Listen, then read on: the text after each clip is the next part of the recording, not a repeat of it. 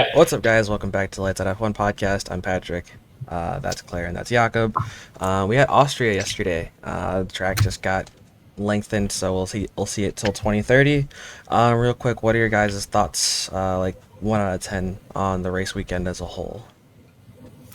Race weekend as a whole, probably like 7. Mm-hmm. Jakob? Sorry. Race weekend as a whole, I gave it 5. Okay. I didn't like the main race, and the only exciting part was the sprint. Yeah, that's what I was gonna ask. I would say, if you had to separate the main race and like the main part of the weekend from Saturday, like how would you rate Saturday itself? Saturday, I mean, as a Lando fan, it was hard to watch, but yeah, so I'd say that was probably like a 7 as well, though. Well, it's got to be higher then, because that's what's bringing the whole thing up. Yeah. So I'll say that's an 8, and then the main race is like a 6. I give the sprint weekend I give the sprint part probably a good 9. Jakob, what about you? I gave it a 9. I thought it was exciting. Yeah. It produced a lot better racing than the race. It felt like the first 24 well, yeah, laps. that's because. Yeah, go ahead. Yeah. Well, just because Max is actually challenged a little bit. Yeah, it felt like the first 24 That's what laps made it exciting. Yeah, it felt like the first 24 laps of the main race literally felt like the sprint race. And then after that, it kind of just tailed off and people were kind of settling into positions. But let's just run through the teams. Not much to talk about Red Bull, but let's talk about Checo. Actually finally had a really decent drive, even though he had to come back quite a bit through his qualifying. Came back to finish on the podium, so we finally see him there. What are your guys' thoughts on his weekend as a whole? Like, do you think this is a permanent bounce back in form, or is it just Austria? Well, I think that, his qualifying is very different than his race pace. So he's been qualifying poorly, right? But then his race pace is always there because he's in a Red Bull. So if you can't make up the gap, then there's something really, really wrong. But yeah, I mean, I think he'll get some confidence from the podium, even though he didn't get to celebrate it. But yeah, I mean, I hope that it's like a permanent bounce back, and that he'll do well in Silverstone. Yeah. I don't think it's. I think it's the start of a bounce back. I think. We'll see how he goes in Silverstone. We've got 3 or 4 teams bringing upgrades. Yeah. And we all know Max is going to be 30 seconds off in the distance. So how is he going to compete with McLaren? Not McLaren. Forget about McLaren. Ferrari, Mercedes, and Hey. We'll get to the next sec. It's the start of a bounce back. I think he could have got second place. I think the whole thing with Sainz, it should have taken him less time, but it's the start of a bounce back. Yeah. We'll just talk about Ferrari since they seem like they're the second place team after today. Really good race for them. We'll get to the penalties in a bit because that's quite a whole nother discussion. But I feel like just as on merit, it was a really good race for them. How do you guys feel about them bringing continuous upgrades over these next couple races and the way that it looks today compared to what it might look like next week?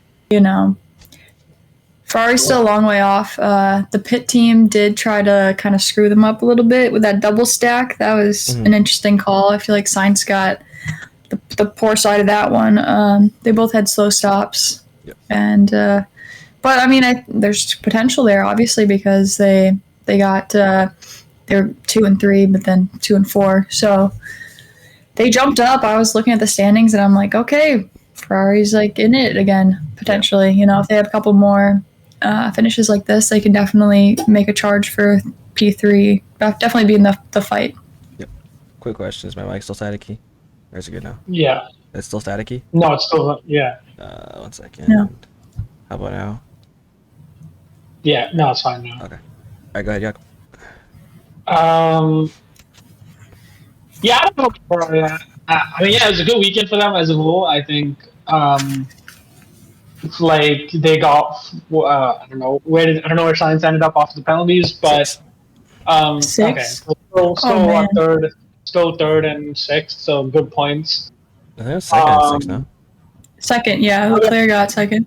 Second and 6th, but I think also track specific again. As Mercedes has never really gone well at Austria, they've done well this track for some reason.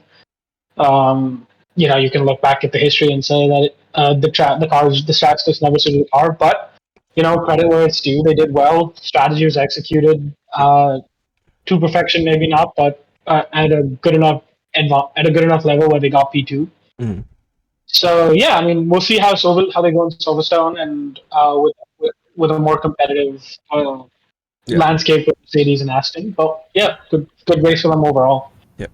It seems like. Question: what the heck is going on with Mercedes? Oh, I'm about to get there. I know, but like, what the heck? Photo's like, I know it's a bad car, just drive it. So Mercedes and Aston Martin kind of felt like they're in the same situation this weekend. They're both cars that produce an obscene amount of downforce, but there's also the problem of those cars produce too much of it at times, and it grinds their tires a lot faster than other people's. Mercedes kind of got rid of that problem at the start of the year. Now they don't have enough of it, and they're working their way back towards it. And I feel like at a track like this, it becomes very apparent who has enough downforce and who doesn't. But I'm kind of curious, Jakob, since you're the Mercedes fan here, what do you think about Mercedes' current car? Obviously, you're optimistic about Silverstone since you're bringing an upgrade, but how do you feel about like their current car and like the fact that Toto is actually still calling it like not the greatest thing on the planet? So I think you can't look at it as a car that's gonna, like, yes, it's been competitive, it's got some podiums, but it's the baseline, right? They said like when they brought this new concept that it's the baseline from which we start developing. So any baseline car, with the exception of the Red Bull car, is going to be not great. Like they haven't gotten the upgrade since the new concept change. And they've never gone well at Austria. It's always been sort of a shit show for them in Austria. Bottas retired from the race. Hamilton and Russell have both punted people off in the race, penalties. It's always been a bad race. Even in 2020, I think the first race of the season was at Austria. Hamilton had a penalty and lost. I think it was Lando's first podium in F1.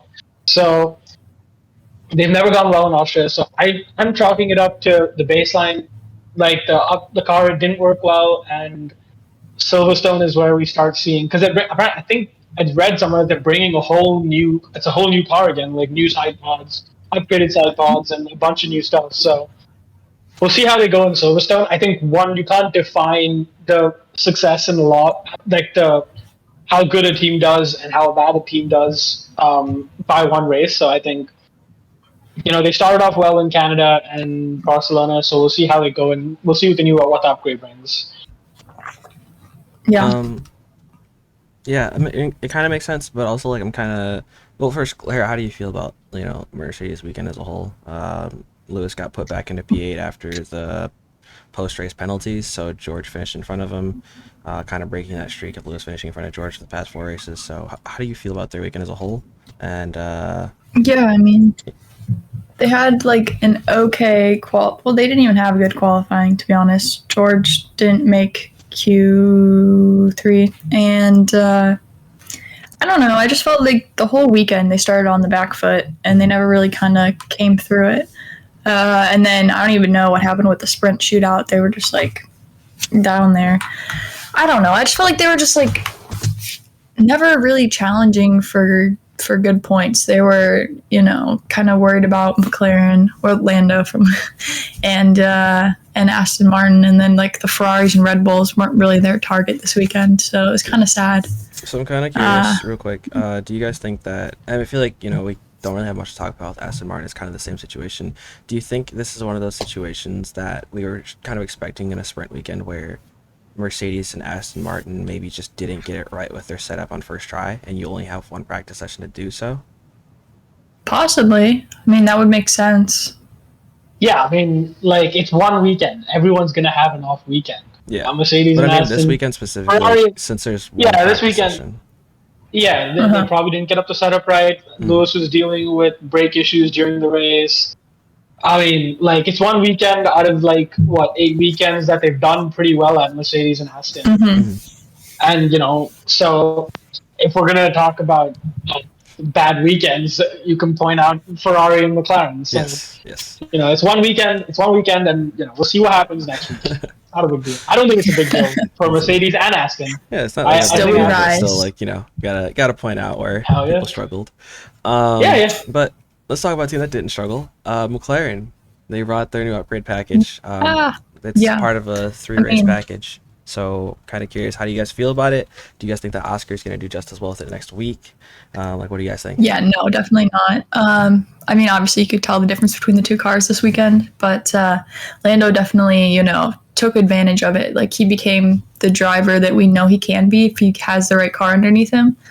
I think that Oscar will definitely do better than he did this weekend in Silverstone, but I think that Lando will still use the car better to his advantage than Oscar is going to. That's just a prediction, but I'm really glad that there's like upgrades going on. And I mean, I know Jakob, you said you didn't like the livery that much, but I don't think you like any livery when it first comes out. And then you like need some time to get used to it. Yeah. No, I'm just. I'm just a fan of like the classic chrome livery that Hamilton and Alonso drove. No, I know the Vodafone one. The 2007 was it? Yeah, they should have such a nice livery. Done something a little closer to that. But yeah, it'll look nice, I think. Yeah, I don't know. We'll see. McLaren weekend as a whole. Yeah, good weekend. At least a good weekend for Lando. Not a really great weekend for Oscar, but you can say, okay, he didn't have the upgrades, but yeah. We'll see how they go in Silverstone.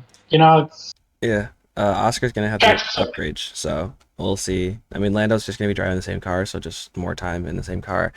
Is Silverstone one of our sprints this year, or no? No, it's not. It's just regular. So we're down for a normal weekend, which means more time for. Thank God. Yeah. Honestly. More time for the teams to experiment with their new upgrades. A team that is bringing a small upgrade package to Silverstone is Alpine. Obviously, we know that they got that $200 million investment from a host of celebrities led by Ryan Reynolds. I think Michael B. Jordan's in there, and there's some other really big names. But they're bringing a small upgrade package. We know that they're going to be operating close to the budget cap, which means we can expect a lot more upgrades from them coming after the halfway mark of the season. Kind of curious, how do you guys feel about their weekend? Pierre Gasly is on a 5-race scoring streak for them. So how do you guys feel about it? But Esteban, he broke a record that he didn't want to break. He is now the driver that has gotten the most penalties in a race. He had 5, I think, this race, right? To beat the record. Got 4 or 5 second time penalties in 10 seconds. That's a lot. Yeah, I mean, the penalties, we'll talk about that in a second. I mean, is there really anything to talk about? Yeah. Kind of, but there is, okay. I just feel bad, Like, they still scored points on the weekend, though. They scored like 1 point. 2. Right? I think it was 2. 2? It was 1 or 2. Okay, well, it's still a point, and that's something that a lot of teams are struggling to get right now. No, I get that. They were pretty quiet, though, I guess, the whole race weekend. Yeah. So I'm looking forward to see what they have for their package. But I don't want them to compete with McLaren. I need McLaren to catch up. So they're still 20 points ahead of McLaren. So. Yeah, hey, that's just like a podium, okay? Yeah, just throw Lando on a podium or whatever. McLaren doesn't have. And then, throw him on a podium. No points for Alpine in Silverstone. Lando gets a home race podium. Let's go. Unlikely, but you never know. It feels like no matter what, there's really one spot on the podium left in every race. I think there's 2 spots on the podium at any given race. Yeah. I think one spot is always guaranteed, unless he DNFs. Max Verstappen is on that podium. Usually, it's going to be on the first step. On the first step. On the top step. I think that's 2 because Perez. How did that feel having to say that? Just out of curiosity. I've come to peace. With it. It doesn't give me anger issues. I don't rage every 3 minutes thinking about it, so I'm okay with it. Okay, we're in the corner. I feel like second place is the new first place. Yeah. Like, I'm just excited to see who gets second place in any race now. We'll see how I feel next weekend. I can't promise you on the game. I won't be angry. It's your home race next weekend. You got to be like super territorial and not let Max win, right? Yeah, I mean, I think just chip him on the inside of Cops again. Dude, punt him off. Who cares? Well, let's make it a less impact, but punt him off. Who cares? Yeah, back to Alpine. I mean, they had sort of like I think the last couple weekends they've sort of just had like a, sort of like average weekend. Yeah. Yes, Gasly has been on a good scoring streak for them. Yep. I mean, I don't think they have. I think if they can keep, I think their competition right now is obviously, well, we'll see. But if their competition is McLaren, if McLaren can take the steps needed to compete with them. Mm-hmm. Yeah, I mean, I think. Listen, we'll talk about the penalties another time. Moving backwards. Wait, I would just like to point out, dude, you're really repping that NASCAR Chicago stuff. It's like, are you an ad? No, it's just like everything you got is on. Yes. It's like perfectly positioned behind you. Yes. Wait until we start some other podcasts on NASCAR. Did you see NASCAR? No, I definitely did not. We did. Me and Claire went to the Chicago NASCAR street race yesterday. Quick sidestep, but it's the first street race that a NASCAR's ever done, and it just happened to be in Chicago, which was really nice. It's pretty fun. I've never actually. You decided to get an ugly hat. Anyways, True is actually winning the NASCAR Cup right now. But it was fun. I've never heard the sound of a V8 engine before, even if it was muffled, so definitely brought up my inner child. But yeah, they're set to do it for 3 years. Hopefully next year is a bit more sunny because we got a lot of rain and it was very cold. Anyways, back to F1. So moving backwards, it's kind of hard to differentiate between anyone from P7, 8, 9, and 10 because they're all sitting on relatively the same points. You have Alfa Romeo, Haas, Williams, and Alpha Tauri. Alpha Tauri, kind of hard to talk about just because a lot of physical contact with other cars this weekend, and you feel like maybe it could have been more if they weren't so destructive with their car.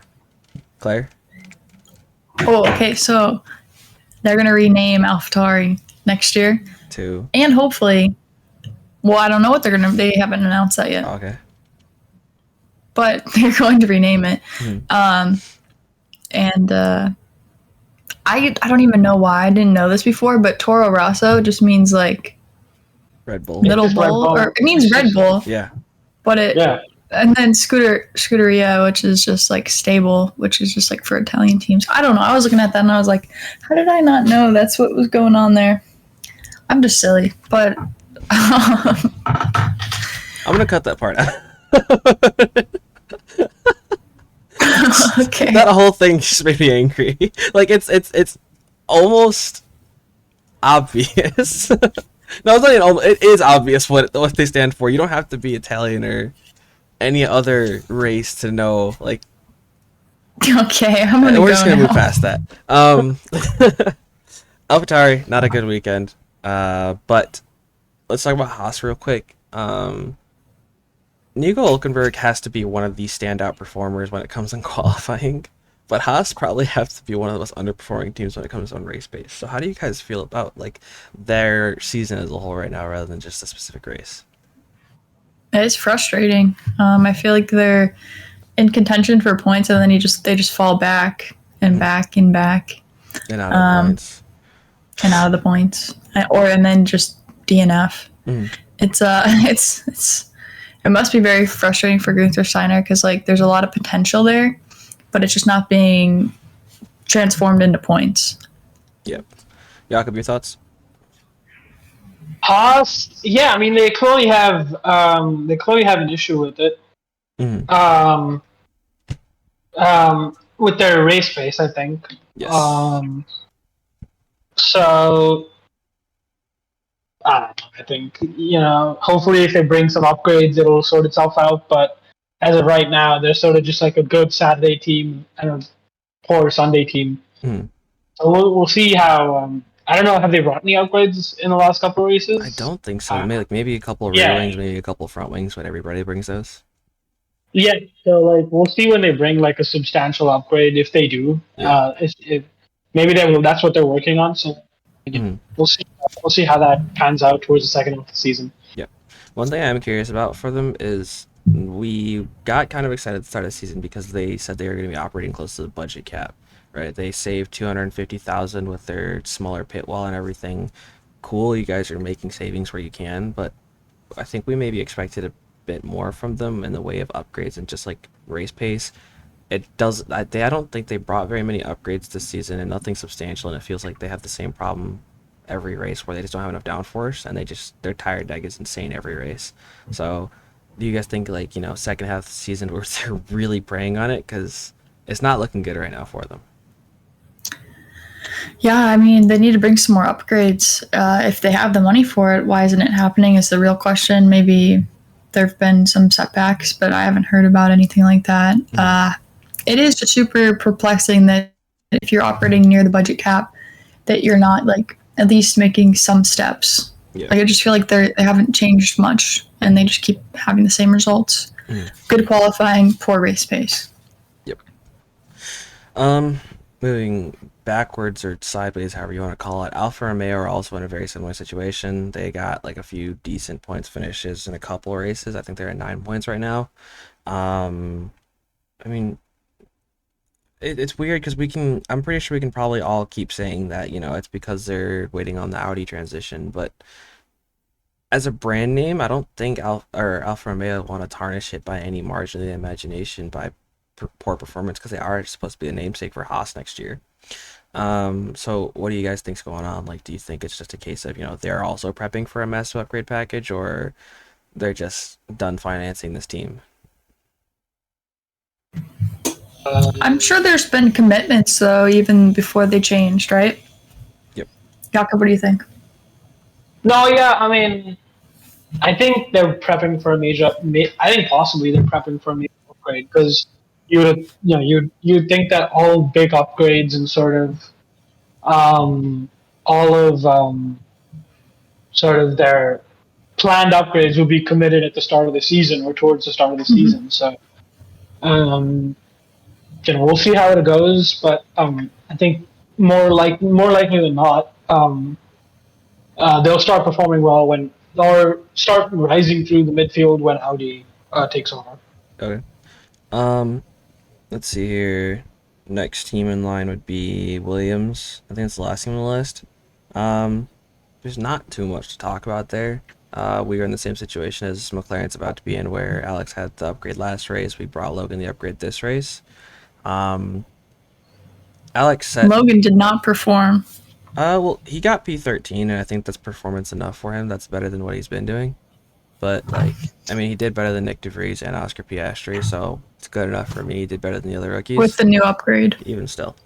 Oscar Piastri got set back because he decided to go jump into the side of a Haas. It seems like a fun thing for people to do these days. For some reason, it's always the Haas getting caught up in a collision. Yeah. But Logan Sargent got P13. He also was one of the drivers that didn't get a penalty today. So that's nice to see. Maybe he could push a bit more. I think he only got called out on his track limits twice the entire race, which is kind of wild because other people got called out 20 times for it. Yeah, so if he wasn't even pushing the limits, like, that's also concerning. Yeah. As much or even more so than people who went over the line trying to find that extra pace. I'm pretty sure both Williams drivers got penalties. Nope. Just Albon. Logan was all in the clear.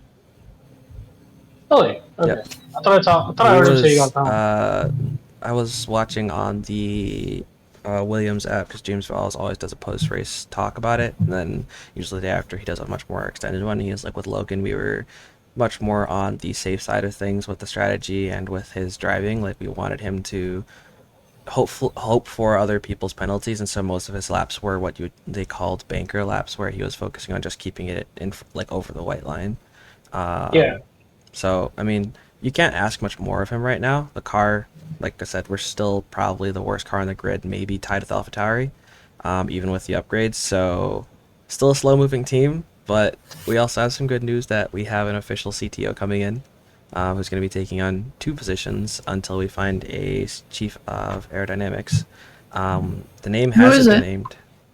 Oh. Yeah, they are keeping it quiet. But James Valls said that when you guys hear who it is, you won't be shocked. Um, exciting news. Who do So you think it is? I don't know. I don't know very many of the people on the technical staff for lower teams, just because it's kind of hard to find them because they're always cycling through them. Last couple things I want to talk about. First one is Austria in general as a track.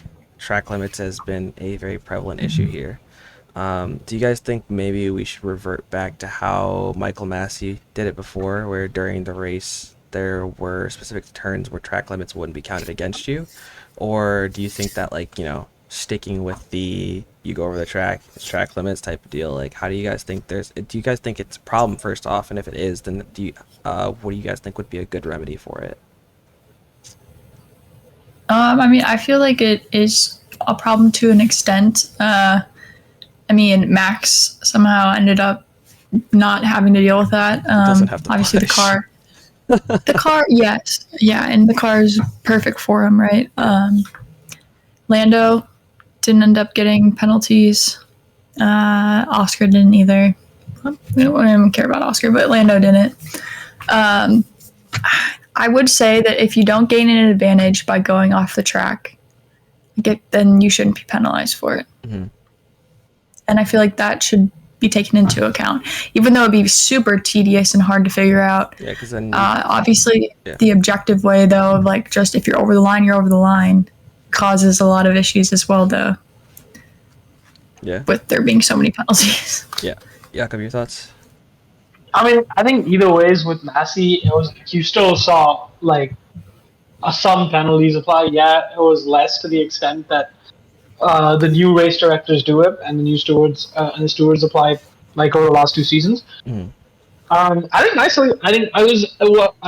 The one time that I actually like listened to Alex Albon and paid attention to him was when he was talking about this in the post-race show. Mm. And personally, he's talking about the wind and how it's constantly shifting, and like it's just difficult for them as drivers to every lap not exceed that by a centimeter.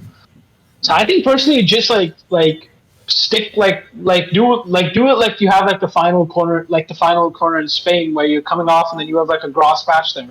Stick some grass or stick some gravel, stick a line of grass, and then put like the pavement off of it, because then no driver is going to go off onto the grass. And I think the issue with that is the MotoGP race that's held there, and the F1 and the car guys are constantly fighting over what to do with that. But I think if you can find a temporary solution where you stick something there and then take it off from MotoGP or something like that, then you're good. But as of right now, penalty is an issue. They did say that they're planning on putting a couple more gravel traps in and lowering the size of the curbs just to discourage track limits for the future. I mean, we did just get confirmed that this race is going on for another 6 years, so any remedy would be better. You have another whole year to think about it. But just to really enhance the magnitude of the problem, there were over 1,200 instances of track limits throughout the entire race, and if you do some quick math, it's 71 laps for 20 drivers. You have 1,420 laps. You're basically saying almost every single lap there was a track limits infringement. Now, obviously, there's cases of people maybe doing it twice in a lap or whatever, and that makes sense. But 1,200 instances of track limits is what is in essence the entire race worth. So maybe it might be a case of you can't extend the track. You can't make it any wider, because then that gives drivers rooms to they will exploit that extra width of the track.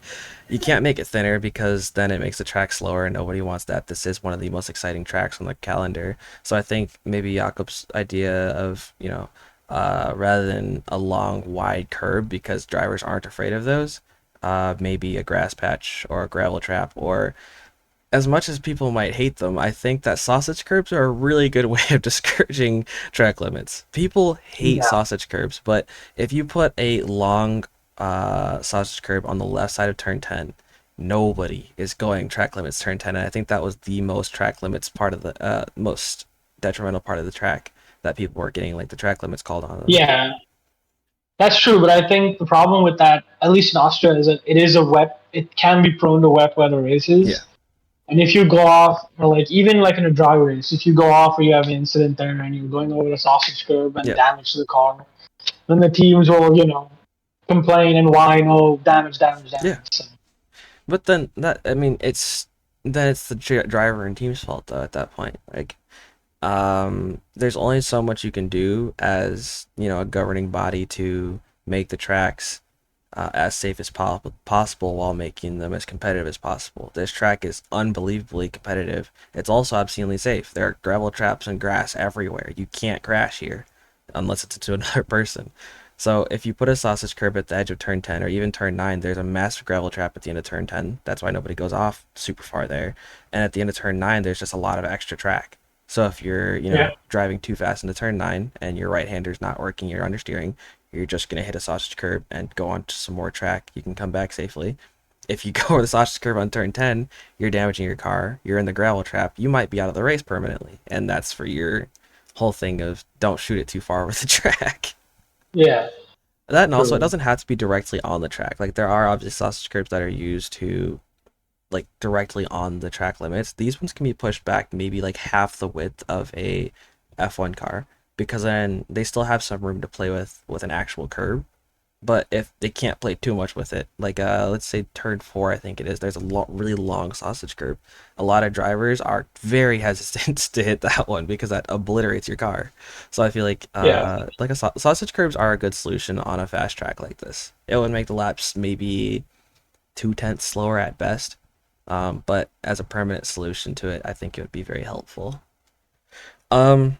The last thing I want to talk about is upgrades for next week. We have for Jakob a gargantuan upgrade for Mercedes, which I don't even know how they're affording this, but they have a second massive upgrade package coming in. Listen, $1 million over the budget cap results in a $7 million fine. We're okay. Yeah. McLaren are bringing the upgrade for Oscar Piastri. Williams are bringing a small upgrade package. Alpine are bringing a small upgrade package. Aston Martin is bringing a large upgrade package. Let's see. Alfa Romeo is bringing a new rear wing specification for more downforce. Haas is also doing the same thing. A lot of small upgrades, so don't really feel like going over them. Most of them are just like, new front wing, new rear wing, maybe a slight shift in the shape of the side pods. But I do want to talk about Mercedes first off. I think they said they're looking at a new floor concept and slight changes to the side pods. So what are your thoughts on how the upgrades will go? It'll be good. Car go fast. Yes, we need the car to go fast. Yeah, I mean, they've got. I think for the season they've got like 2 more upgrades after this one, or is it 1 more in Spa and then they're done? Yeah, I think hopefully it makes the car go faster. Pretty much, yeah. I think Lewis was saying at the end of the season, hopefully they will have closed the gap to Red Bull. But then the problem is that Red Bull probably just completely focused on next year's car. Yeah, they're probably doing that right now, honestly. Yeah, I mean that was a whole like talking point we skipped over. Yeah. Like the whole Red Bull versus like Mercedes developing like Lewis said, develop at a certain deadline. So, but yeah, I mean, hoping the car goes fast. Better weekend for them in Silverstone. They're able to sort of catch Aston Martin, and I'm not so worried about Ferrari and McLaren. We'll see what they do. But Aston is their main competitor for P2 right now. Aston Martin actually is the other team that's bringing a massive upgrade package, which they brought one in Canada, I want to say. So 2 massive upgrade packages within 3 races. How do you guys think it's going to go for them? The one that they brought in Canada seemed like similar to how Ferrari did it, where it's a bit of a sidestep rather than a step forward. So you guys think it's going to be just like Ferrari this race, where that sidestep actually does lead to a really nice step forward? I mean, that's what they're hoping for, and it probably will be, to be honest. I feel like Fernando's been taking advantage of the car when new upgrades come in and stuff, so... Yep. What? Anyone remember Fernando's little spiel about this being... when was it? Spain? It's the last race without a podium, and he's gone like 3 races in a row without a podium or something. So... Yeah. Yeah, it's tough. I mean, other teams are upgrading very quickly. It's nice to see. Yeah. But I guess kind of still on that same topic, we're closing in on the halfway mark of the. Well, actually, we're probably closer to 1/3 of the way through the season than one half. Red Bull are already at half the points they had last season. Just for reference, they're probably going to break the record again. Um, but the other half of that is that at the second half of the season, CFD and wind tunnel time exchanges based on current position. So Aston Martin are going to lose a ton of time. Red Bull's time is going to be identical. Mercedes is going to be identical unless they intentionally fall back from Aston Martin because they're only 3 points apart. Ferrari is going to gain a lot of time. Alpine is going to lose or gain time. McLaren gains time. Haas loses time. Alfa Romeo gains time. Doesn't Williams loses time, and Alpha Tauri gains time. doesn't Red Bull lose time because of the penalty? Well, so that's been applied for the entire year. Oh, So their okay. time stays identical. But Okay. so obviously this change in CFD and wind tunnel time does change the focus for people. So I'm kind of curious, which teams do you think are going to focus on finishing out this season strong? McLaren, probably. Okay. No. Yeah, McLaren. Yeah, Alpine, strong. I don't know. Alpine needs to show that the investment is going to pay off. Mm.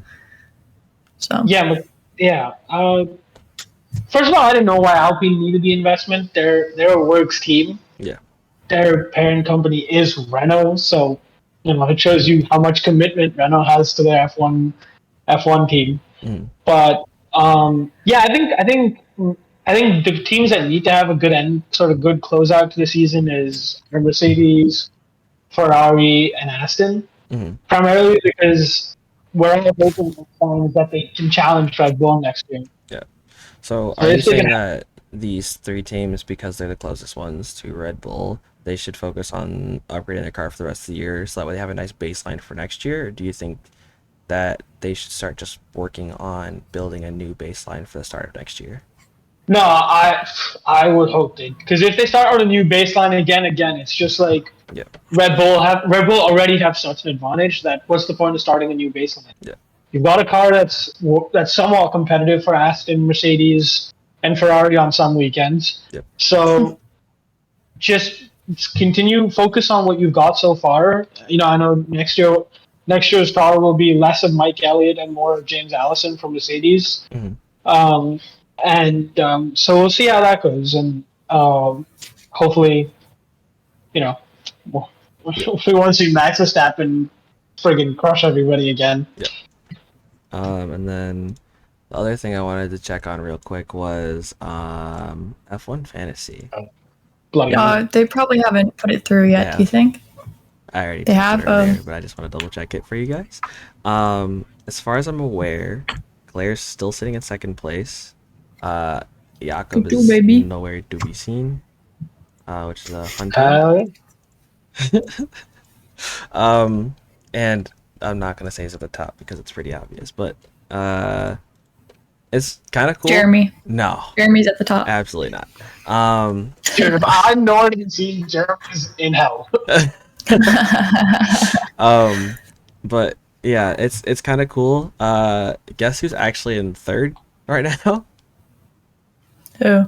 It's Alex from, I think it was episode 12. Oh. Yeah.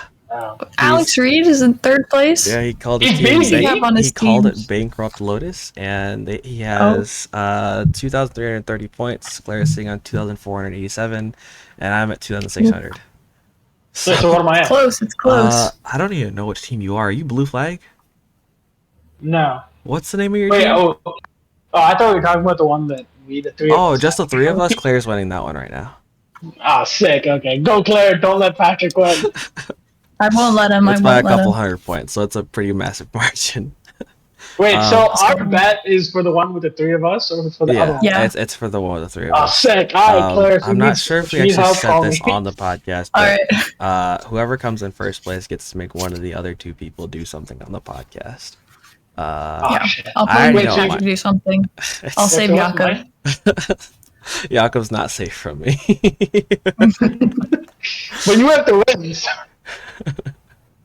You have 100 points. Jakob's not winning. He's more than 500 points off of Claire. So unless Claire just doesn't score points for the next couple of weekends, and even then that might not be enough. But yeah, that's just a quick update there. We haven't really done predictions, so we'll just do those real quick. What do you guys think? Who gets P7 through 10 next weekend? P7 through 10. Yes. I'd have to. P10, we're going to go Alex Albon. Okay. P9, Oscar Piastri. Let's hope so. P8, Lance Stroll. Okay. And P7, Lando Norris. Okay. I'd say P7, Lance Stroll. P8, Esteban Ocon. Oh, that's hopeful. P9, Pierre Gasly. Oh, wow. P10, Lando Norris. That's a step back. Oh my god. Straight to the bottom. P7 Lando. I'm gonna say P8 is gonna be Lance. P9 is George Russell, and P10 is Pierre Gasly. Damn, what?